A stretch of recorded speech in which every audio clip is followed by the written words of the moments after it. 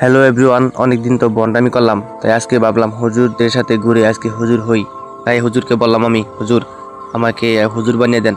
তারপর হুজুর বলল, আচ্ছা তুই কোনো টেনশন করিস না, তুই শুধু আমার সাথে আয়, দেখ তোরে হুজুর বানাবার দায়িত্ব আমার। তারপর হুজুর আমাকে মাথায় পাগড়ি পরিয়ে দিল। দেন আমি শুধু তাকায় তাকায় হাসলাম আর দেখলাম যে ভালোই লাগতেছে আমাকে। হুজুরও আমার দিকে তাকায় তাকায় হাসতেছে আর দেখতেছে, বলতেছে, সজীব তোকে তো খুব সুন্দর লাগতেছে, তোরা জামাই জামাই লাগতেছে পুরা।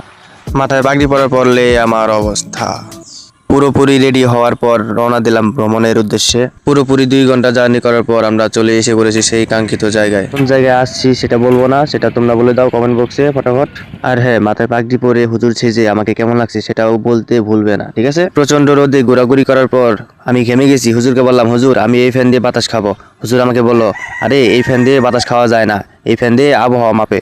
অনেকক্ষণ ঘোরাঘুরি করার পর আমি দেখি আমার দিকে কেউ তাকায় আছে। তখন আমি ভাবলাম যে না, কাজ হবে না আজকে। আজকে আমি হুজুর সাইজাইছি তাই তোমরা তাকাই আছো আমার দিকে, এতদিন পাত্তাও দেওনি। আজকে কাজ হবে না, যতই আহা বাহা করো। জাপানের এই এরিয়াটা কিছুটা আমাদের বাংলাদেশের মতো। এখন কিছু লোক বলবে, ভাই এটা তো বাংলাদেশি। তোমরা কি কখনো জাপান গিয়েছো? যে বুঝবা কোনটা বাংলাদেশ কোনটা জাপান। সত্য বলতে ভাই, আমিও জাপান যাইনি, আর এটা আমাদের Bangladeshi.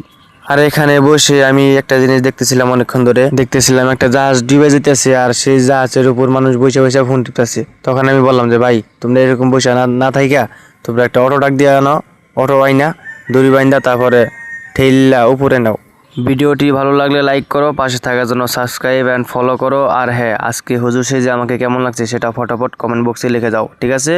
Bye bye, take care, আল্লাহ হাফেজ।